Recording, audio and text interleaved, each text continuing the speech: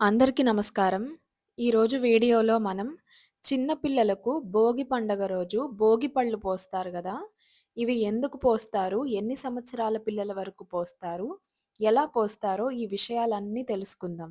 భోగి పండుగ సాయంత్రం నాడు 1-5 సంవత్సరాల లోపు ఉన్న పిల్లలకు భోగం అనుభవించే శక్తిని పొందడానికి, అలాగే చిన్న పిల్లలకు దిష్టి దోషం ఉంటుంది. అది పోవడానికే భోగి పళ్ళని పోస్తారు.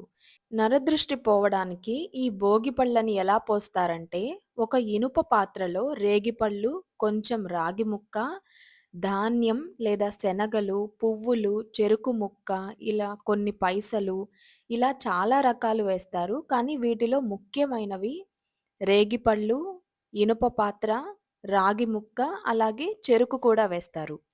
ఈ 3 అంటే రేగిపళ్ళు, ఇనుప పాత్ర, రాగి ముక్క ఈ 3 కలిపినప్పుడు వాటికి ఒక రకమైన అయస్కాంత శక్తి వచ్చి, పిల్లల చుట్టూ దిష్టి తీసినట్టు చుట్టు తిప్పితే, ఆ ఉన్న దిష్టి అంతా ఈ 3 వస్తువులు లాగేసుకుంటాయి. అలా పిల్లల పైన భోగిపళ్ళు పోశాక అవి కింద పడితే వాటిని ఇంట్లో వాళ్ళు తీసుకోకూడదు అని చెప్తారు. బయట వాళ్ళెవరికైనా మాకు పాటిన లేదు అనుకుంటే వారు తీసుకోవచ్చు. భోగిపళ్ళు పోసిన తర్వాత పిల్లలకి హారతిచ్చి వచ్చిన అతిథులకి తాంబూలం ఇస్తారు.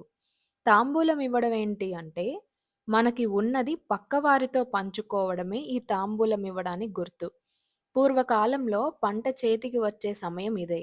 ఆ పంట వచ్చిన తర్వాత మాకు ఇంత పండింది, ఇన్ని బస్తాల ధాన్యమొచ్చింది ఈ సంవత్సరం అని చెప్పుకోవడానికే తాంబూలంతో పాటు శనగలు లేదా వరి బియ్యాన్ని ఇలా ఇచ్చేవారు.